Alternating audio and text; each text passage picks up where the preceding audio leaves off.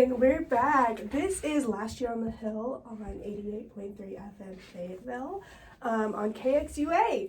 I am so glad to be here after a rough week. Not football-wise, not rugby-wise, but you know, it is what it is. I am so glad to bring this show back. I cannot wait to do a little bit more. But yeah, so today it's going to be a little bit short because I'm headed off to the A&M game. And I'm very excited about that. So yeah, that's what we're up to.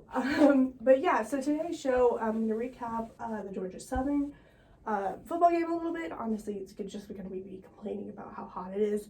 And then talk a little bit about A&M, just my personal experiences with A&M, and then a little bit of rugby, aka a lot of rugby, because you can never get away from that with me.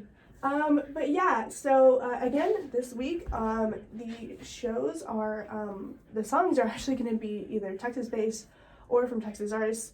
And yeah, so we have a little bit of fun. I'm actually repeating a track that I played my first show from Howdy on their Taster album, Try Hard. I really enjoyed that song, and I thought I'd bring it back just for a little bit of a intro little chat because I did not write a script, and honestly, you know what? We're just gonna have fun with this. So yeah, that's what we're doing today. Can't wait. So yeah, here is Try Hard. Oh my, this is gonna be a long show, y'all. This is Try Hard by Howdy.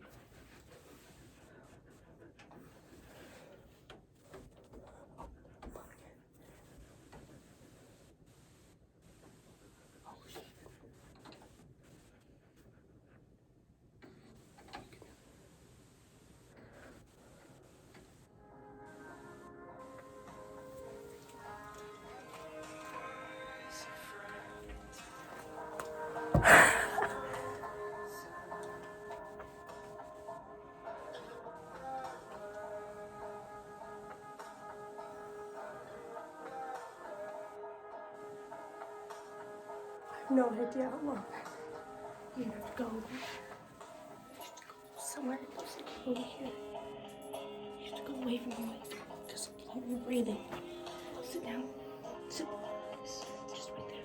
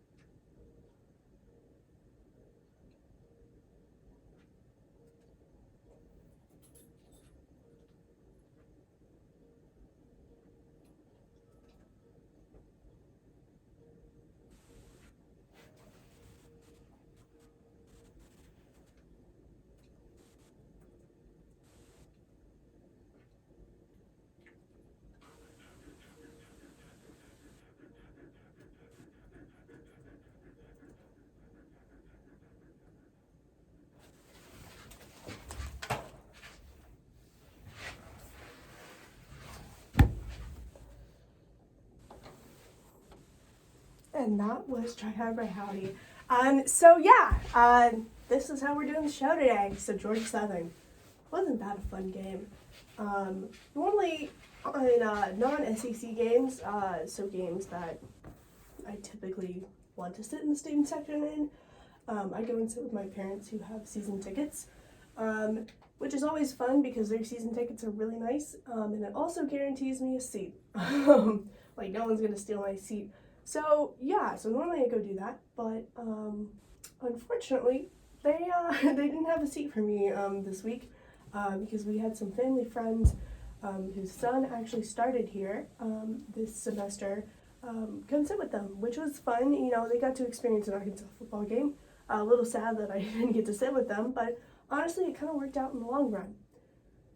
So yeah, basically I know I'm preaching to the choir here, but it was hot. It was so hot at the Georgia Southern game. And honestly, I don't think it was even, I don't believe it hit above 90. It probably felt like 95. But really just standing in the sun was absolutely terrible. I got there late. Like I think it was like 15 minutes before kickoff. So I was up above the band in that student section, which actually kind of put me at an advantage because I got to sit in like this like half shady spot. It's like, you know, like just on the edge, and I felt so bad, but I was like, I'm not gonna like, and I'm not gonna share my shade. I actually did not get sunburned, surprisingly. I actually expected to get sunburned on at least half of my body, but you know what? I burn easily, so I think that is partially my fault if I don't wear sunscreen. So yeah, other than that, other than it being incredibly hot and sunny, I thought it was a really fun game. I actually got to sit for part of it, which is always fun when you go to a football game because I have knee issues and it hurts to stand up for a long time. But yeah, that's really it for the Georgia Southern game. It was fun. You don't know how it ended. Real great. So yeah, we're going to head into the A&M section, and let me remind you again, this is going to be a short episode. We are working on a timeline right now to get into Dallas before midnight, and we'll see if that even happens, because I entirely believe that there's a significant amount of the student population that's headed down to Dallas for this game. So, you know, it kind of is what it is at this moment. And you know what? If we have to sit in traffic in Oklahoma, you know what? We'll have fun. We'll listen to some music. We'll listen to this radio station. But yeah, so, oh my gosh, this is going to be such a fun episode. So yeah, the Texas A&M game. Do I have full confidence in our ability to beat Texas A&M? Not actually entirely. I do believe that Texas A&M is slightly a good team this year. I can't admit to it being an actually good team this year. I do have great hope and belief that our team will be beating them because of the way that we've been playing for the past couple of weeks. We are 3-0, and honestly, that feels so good. You know, actually having a competitive SEC team is like chef's kiss.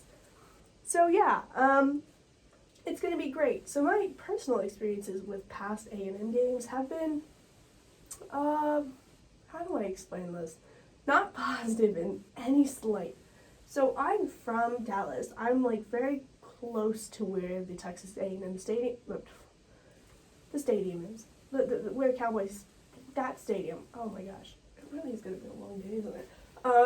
So yeah, like I'm close to there. So going home for those games is actually pretty easy for me because, you know, I get a 2-in-1, like I don't get to stay at home, my parents get to feed me, and it just gets to be a great old time.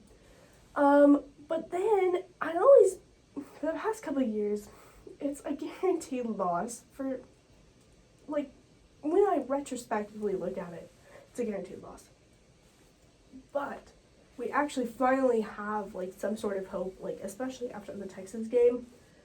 I actually have some sort of like legitimate hope that we are going to at least competitively play. And I'm not saying that we haven't competitively played against A&M before, but I am saying it has deeply made me distrustful of any A&M game.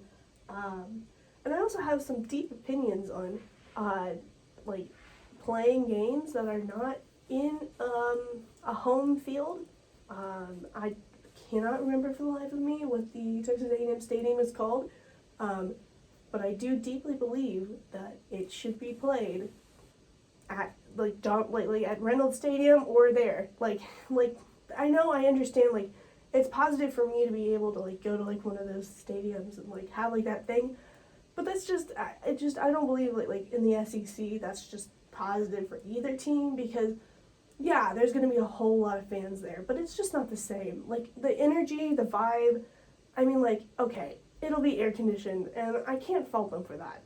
But also, it's just not the same. There's not the ability for fans to interact, or, I wouldn't say interact, but I guess I would say interact with the teams as much. Like, there's not as much, like, encouragement or, like, positive vibes that we can send out. I don't know why I just said positive vibes, but we're going to say positive vibes. I am sitting in the student section this time. Previously, I have only sat with my parents because, again, why not? It's always been fun. But yeah, this is the first time I'll be sitting in the student section at this game. Hopefully, it might not be the last time. I know we have that contract through 2024, so we'll see when I get into graduate school how that goes. But yeah, that's, we'll see. I supposedly have really good seats, but we'll see how that goes. I am taking a friend with me. Shout out to Zach, who's going to drive with me. He doesn't know this yet, but he's definitely going to take on the majority of the driving, at least on the way back, because I am not an early driver. I do like to drive at night. Should I be driving at night? That's such a good question, and the answer is no. Not because I'm a bad driver or because I can't drive in the dark, but it's just because, I probably shouldn't. That's probably not a great idea, especially, like, when you have class all day and you're like, I'm going to drive to Dallas. So yeah, that'll be so much fun, but I'm sorry, Zach, that you're about to drive so much of this trip, and it's going to be about 6 hours. Because where I live, I have to drive through Dallas, so it adds an hour to an hour and a half on top of any Oklahoma traffic or construction. So that'll be so much fun. Honestly, this weekend's going to be great. A lot of friends. It's Jason's birthday. It's Keaton's birthday. I don't know who's... Oh my gosh, it's a basketball player. I can't think of his name. It's everybody's birthday this weekend. So, everybody's going to celebrate. We're going to have a good time. Good game. A memory that I cannot forget about this is the one time, I think it was like, and forgive me, I might have been 13. So I was a middle schooler. I think that was like 8th grade year. So I was in like my last year of middle school. And I remember crying after the game. Like, so if I was 13, it was probably 2014 or so. It was a game where we were in overtime, and it just really was not a fun year. I vividly remember, like, being really frustrated because, I don't know, I was a child. Why did I cry? No idea. Will I cry this time? No. Because we have a great record. I have our full confidence in our ability to play well and competitively. And honestly, at this point, that's all I'm asking. That's all I'm asking is we play competitively and at a good point. Sam Pittman, he did an interview on a podcast that I cannot remember the name of because I don't have a script in front of me to tell me what it is. And yeah, so he did the yes sir stuff, and I thought that was real amazing. But looking at like how we approach games like this, especially when they're at neutral sites, I don't know, it just feels good. Sam Pittman makes me feel good about college football, especially because it's so expensive.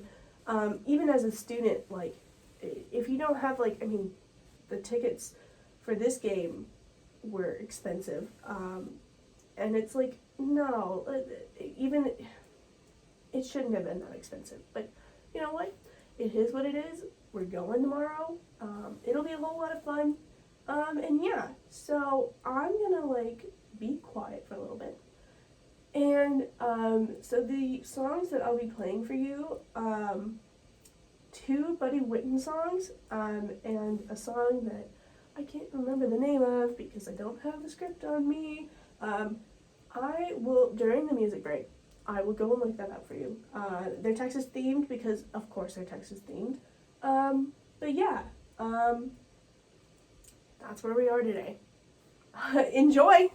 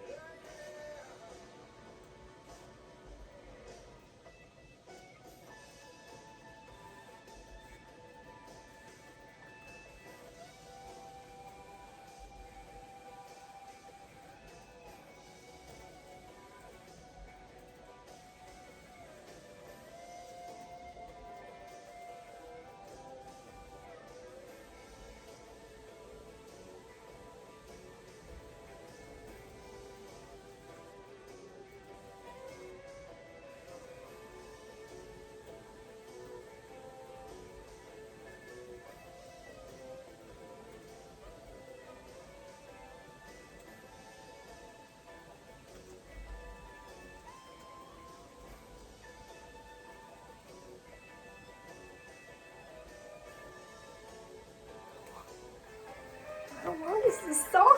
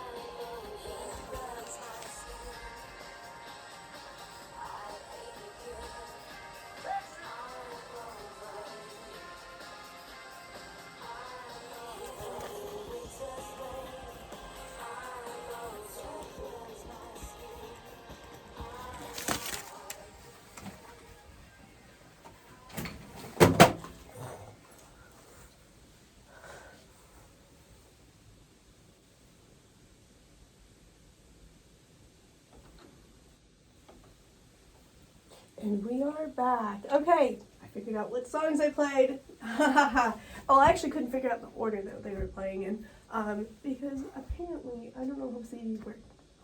Never figured it out. I am 20 years old, still don't know how CDs work, even though I get to use them every week now.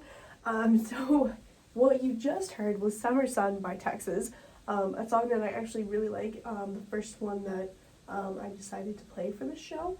And a song that hopefully I'll be playing again soon, maybe, possibly, I'm unsure of our current schedule, but at least maybe for basketball, possibly baseball, we'll see about that. The first song that you heard was Kiss My Texas by Gemma Pearl. Thought that was hilarious. I know it's a little Texas pridey, and let me say, I am Texan, so you know, it is what it is, but, you know, we've got it. We've got it under control, and you know what? I thought it was real fun, something to get you a little pep in your step. Maybe you're packing to go to the Texas A&M game, and you know what? We're just going to have a good time with it. And then the middle song, so the second song that you heard, not the last one or the first one, was Texas by Chris Rhea. That song actually has a little bit of history that I would love to talk about because I thought it was absolutely hilarious. When I was selecting songs for this show, I thought, you know what, I'm just going to Google Texas. And you know what, it brought up a lot of songs.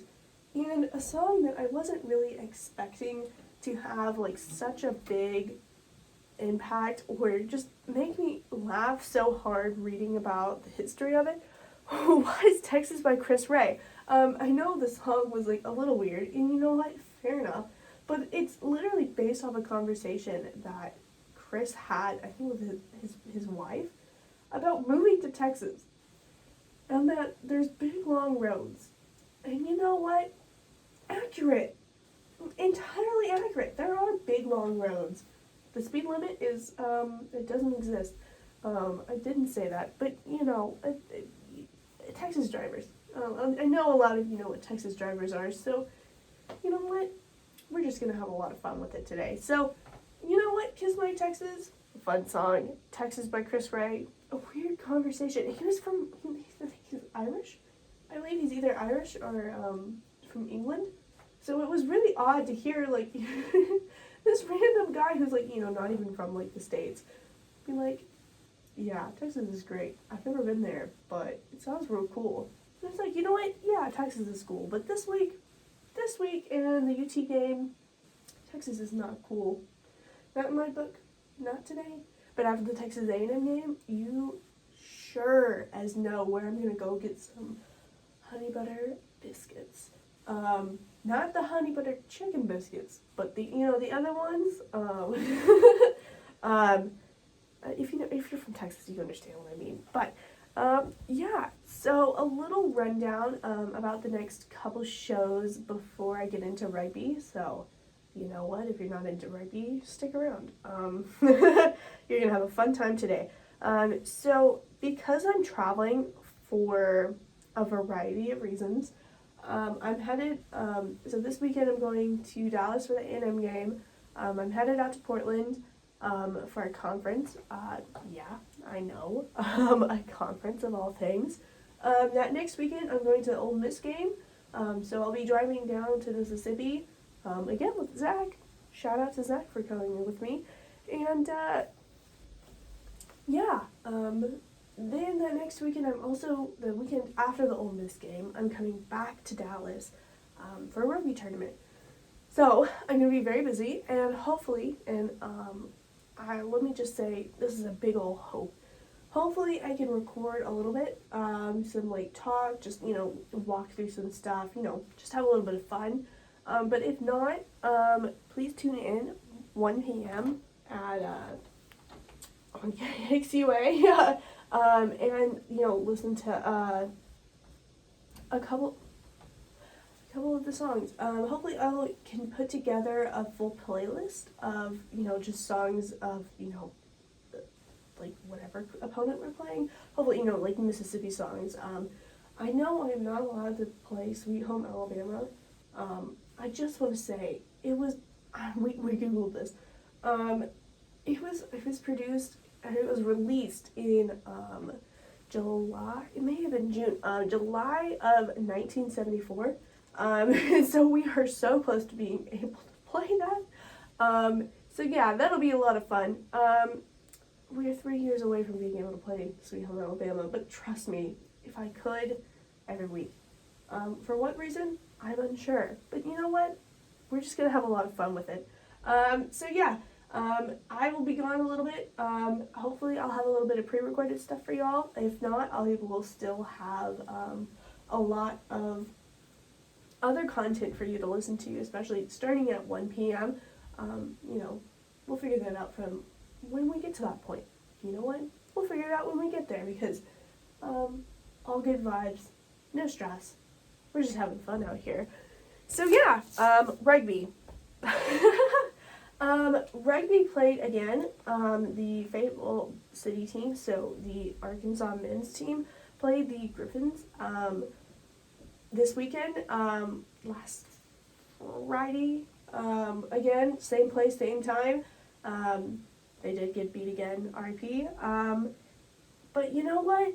It was actually a really good game. The first game, there was a very good understanding that a lot of the men were new on the Razorback team.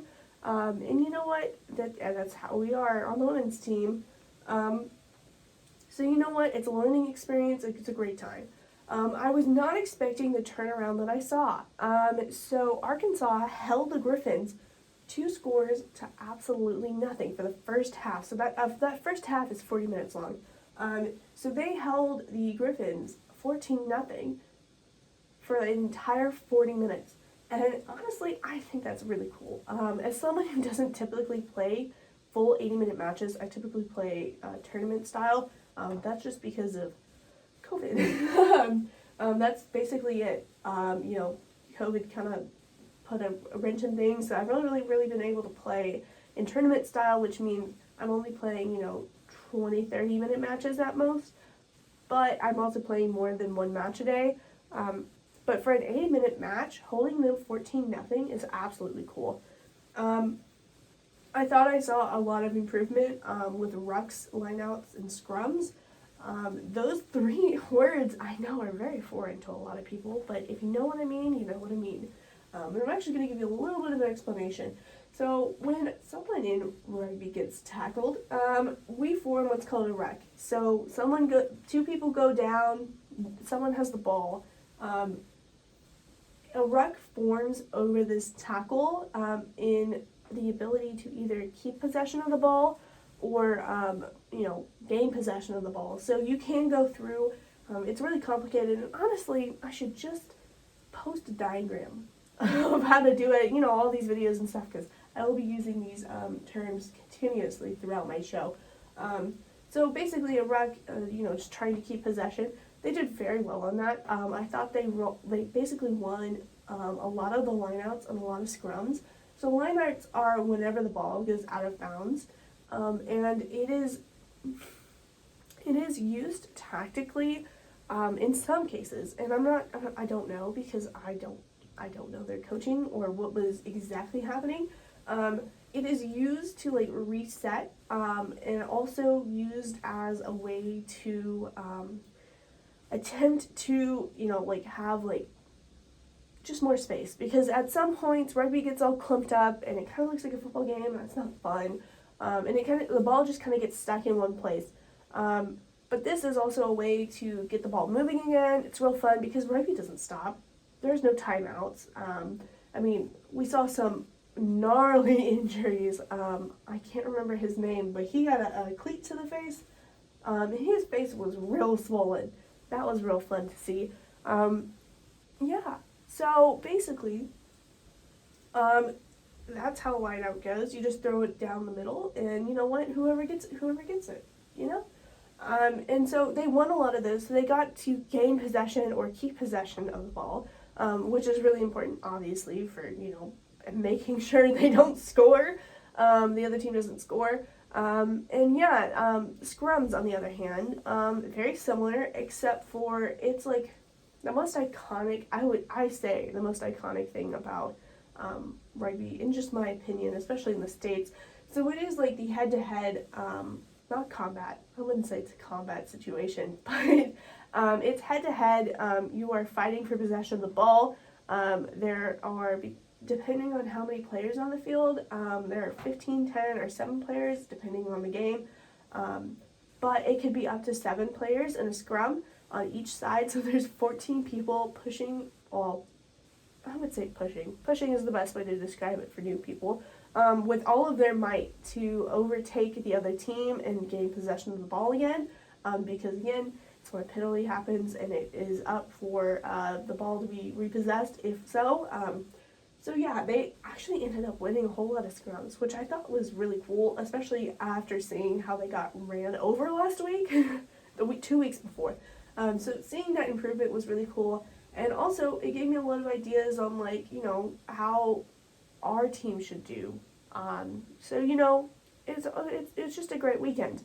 And it also made me really appreciate being able to watch football a little bit more. I'm still not 100% positive on a lot of football rules. I'm not really sure because there were a lot of targeting calls. Not even really in the Arkansas-Georgia Southern game, but in the just generally in the SEC. That, you know, you watch those clips and you're like, I just like destroyed a girl in practice in the same way, and it's like that was totally legal. So it's a little weird because, you know, tackling is a little bit different. We don't have pads. Scrum caps are funny. Scrum caps, if you ever see someone play rugby with a little cap on, it's a scrum cap. That is to prevent your ears from being hurt or preventing cauliflower ear, which is basically, I think it's scar tissue buildup. So yeah, you know, it's all fun. So they ended up winning a whole lot, kept possession of the ball. Especially through that first half. The second half, on the other hand, was not so pleasant for the Razorback team. So the second half was split up into 2 sections because there is one referee in rugby, and you know what? 80 minutes of play is a real rough, and especially at the beginning of the season, 15 seasons, whenever it is truly 80 minutes of play. So yeah, we got a timeout in the middle, which again is very much not typical. So it was 20 minutes of play for the, quote, third quarter, and then 20 minutes of play for the fourth quarter. So it was an 80-minute game, but it just gave everybody a little bit of break to get everybody reacclimated with how long these games are. So yeah, in the third quarter, oh, what a fun quarter. Griffin scored twice. Griffin scored twice, real easy too. Oh my gosh, Tyson, I'm so sorry, Tyson. Tyson on the Razorback team, he did a great job all game long, especially with, you know, keeping the ball, in our possession, which I thought was absolutely amazing. I never doubted his abilities. He's gonna go pro, it's gonna be great. So yeah, look out for him online. You know, maybe you'll see him be playing professional rugby one day. I hope so. He's really good. So yeah, like seeing, like, you know, our friends like do very well, and then the Griffins just kind of like a little bit bulldoze over them. The Griffins did not have their full team at this game, which I think contributed to at least the first half, because the Griffins have size and age, well, experience on them, because a lot of the members of the Razorback rugby team are very new. There's a lot of different things that can go wrong, or, you know, just don't happen when you have a whole team that's full of new people who have no idea what they're doing, because rugby is a game, it's an imperfect game. Thank you, Jason, for that quote. Rugby is such an imperfect game that, you know, not knowing exactly what to do is pretty common, especially for new players and even like intermediate players who, like myself, I've only been playing for a year and a half. So being able to like see that like was interesting. Knowing that we're probably gonna get creams like that too, that'll be fun. So yeah, and then the fourth quarter they scored again. It was, I mean, like, you know what? The third quarter was real fun because it's like, oh, it's a competition, and then we slowly realized Arkansas was gonna lose, and you know what? it was okay. It was okay. I mean, as someone who has played with the Griffins before and knows a lot of the players personally, I'm very glad for them. They did a very good job as well, especially coming back after that first half. Getting bulldozed, especially in the first part of a game, is really tough to come back from, because it's again, rugby is such an intense sport with running and tackling, and it's very easy to overexert yourself, especially whenever matches are so long, and split up into only halves. So it's very easy to overextend yourself, and the fact that they were able to come back from being held to just 2 scores, really proud of everybody involved. That also might be a little bit of bias, because I like everybody on both teams, so it's yeah, that's fun. That's actually kind of all I have. Arkansas got creamed in rugby. They play OSU this weekend. Hopefully that'll be a little bit better. I know OSU is an established team, so we'll see how that goes. We will really see how that goes. They actually play on Saturday because, this weekend's an away game. So I will update you. And that'll be a fun update. I hope I can get some clips and stuff to put up online. You can find that just about everywhere. That's all I got, y'all. It's been a long, actually, I spoke a whole lot longer than I thought I would, especially about rugby, because you can't get me to be quiet about rugby. That's all I got for you today. As always, this has been for you, Daisy. It's been a long week.